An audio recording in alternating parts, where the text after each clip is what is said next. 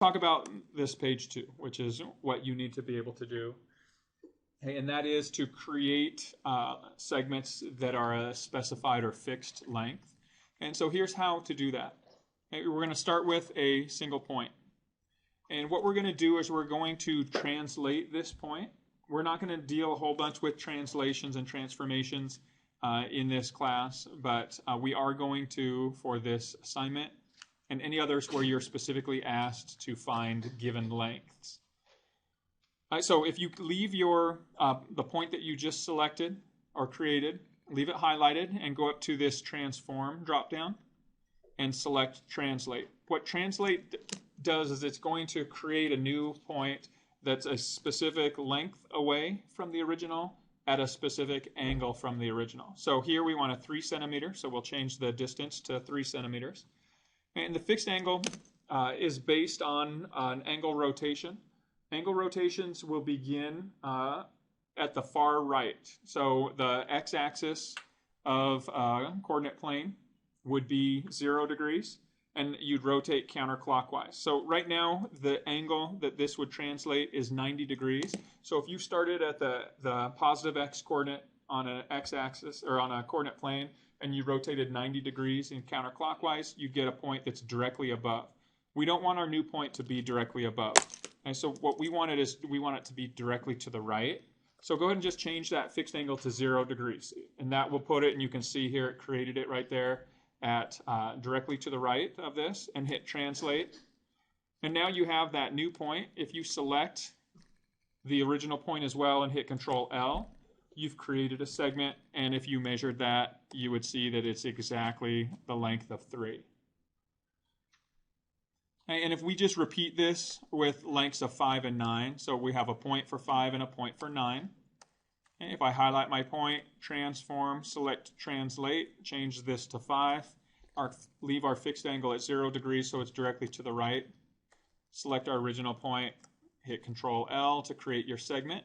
This is going to be our 5 centimeter segment, and then do the same thing with our last point.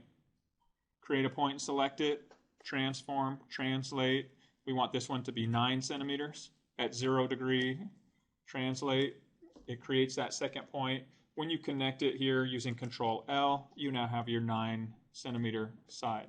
So if I wanted to measure these to confirm that they're the right measurements, I can select them both at the same time, hit measure. The lengths will appear right below the previous one. So here's my sides of 3, 5, and 9.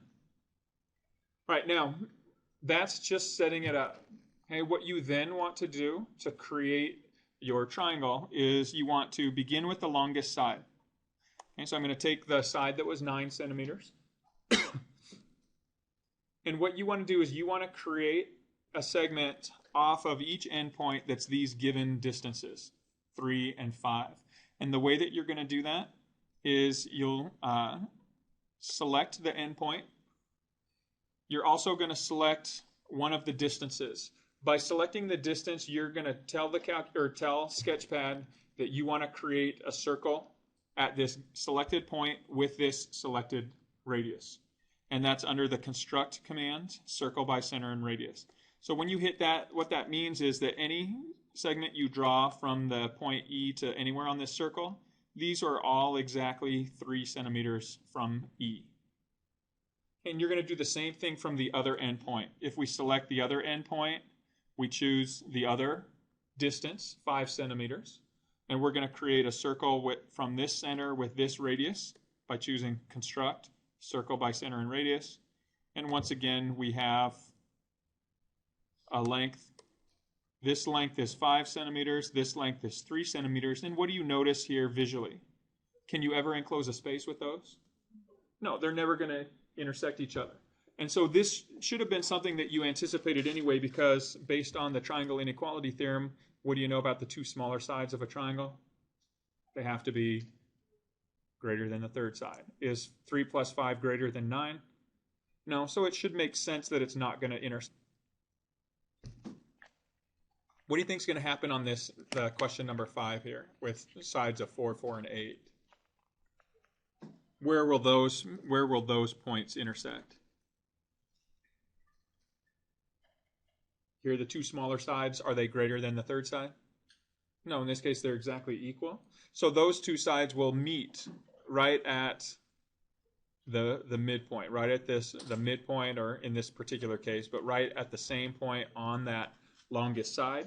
And so once again, they still won't enclose a space. So when you answer your question, you'll just say, no, it can't be done. The reason is the sum of the smaller sides is not greater than the longest side. Okay, I want to show you, I'm not going to do number 5 because it's very similar to what I just did, but number 6 I will show you. So let's talk about here creating a triangle with sides of 4, 4, and 5. Okay, so I have only 2 different lengths, and I've already created 5, so I can pull this one down because that's already a length of 5. And so I just need to create another point, and I'm going to translate that. So transform, translate. I want this one to be 4 centimeters, again, directly to the right, so 0-degree rotation. And then I highlight those two, hit Control L. That gives me my distance of 4. And I can confirm that with a measurement. All right, so the next part in this is you're going to kind of do the same exact thing. Start with your longest side, which is 5 centimeters. And you're going to create a circle from each endpoint that has the given distance. In this case, the distances will be 4. So if I highlight my endpoint and my distance of 4 centimeters, construct a circle. And I'm going to do the same thing from my other endpoint and my segment length of 4. I'm going to construct a circle by center and radius.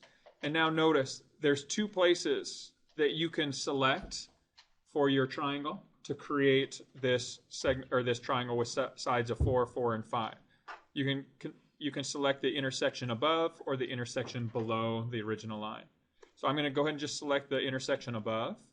Notice I'm highlighting all 3 of the endpoints of my triangle. I'm going to hit Control L and it'll create the triangle for me. I'm then going to just highlight my circles that I use to construct everything, and I'm going to hide those. So here is my triangle created with sides of 4, 4, and 5. If I measure these, it's going to confirm that. Okay, 4, 4, and 5. And so if I wanted then to find my vertex angles, I can just highlight my sides, measure this angle right here, highlight my sides, and measure the other angle.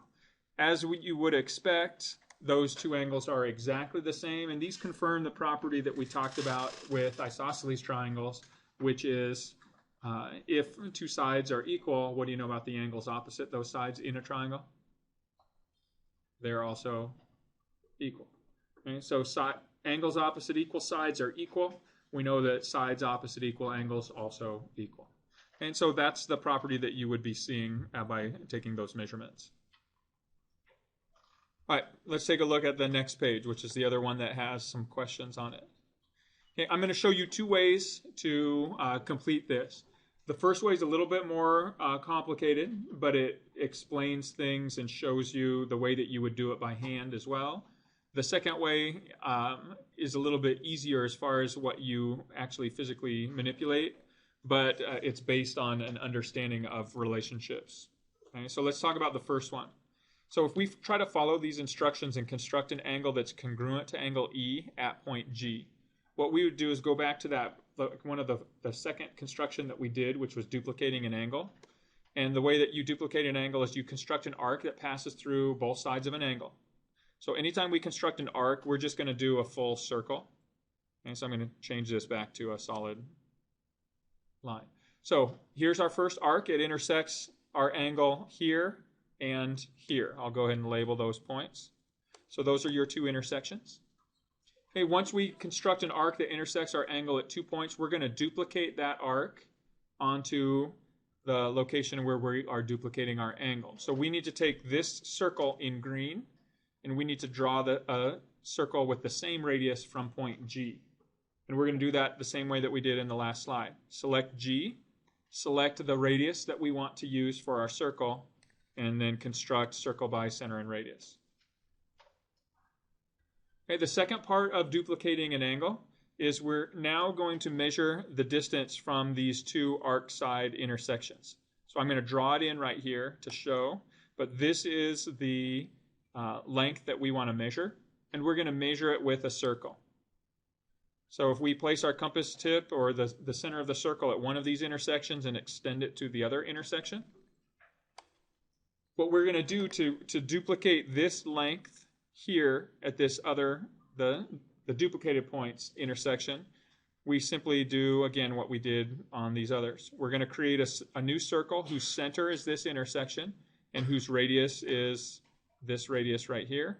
So if we select the center point and this radius, the radius of the smaller circle, we can construct a circle by center and radius.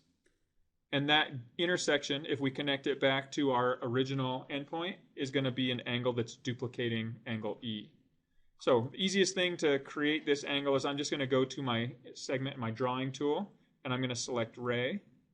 And if I start at point G and extend through this intersection, I now have an angle that if I measure this angle right here, it's going to be identical to the measure of our original angle E. If I measure that, you see that those are identical to each other. Okay, so once you duplicate your angle right here, you're then going to enclose the triangle by extending this ray. So if I go back to my ray tool and I extend from E to C, it shows me that my intersection, where the vertex of my triangle is going to be, is the intersection of those two extended rays. So here are my endpoints, or the vertices of my triangle. If I hit Control L, it creates the triangle. It turns those lines into reference lines. I can either hide them or leave them as dashed lines. Okay, I already know my angles are equal. And what would you expect to happen in a triangle to sides opposite equal angles? They should also be equal. So if I highlight my two sides, measure those, I get confirmed that those are equal in length as well. All right, now, I told you there was another way that you could approach this that's based on the understanding of the relationships that are being created here. Okay, and so if you need to construct an angle, so if you're thinking of this, construct an angle that's equal to this angle over here, what kind of a triangle, again, are you expecting to see? When you extend these through, these should be a isosceles triangle, right?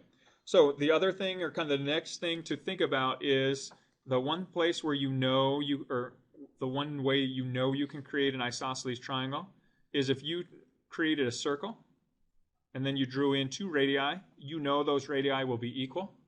And then if you connected them, you'd form this isosceles triangle. You can always create an isosceles triangle inside of a circle.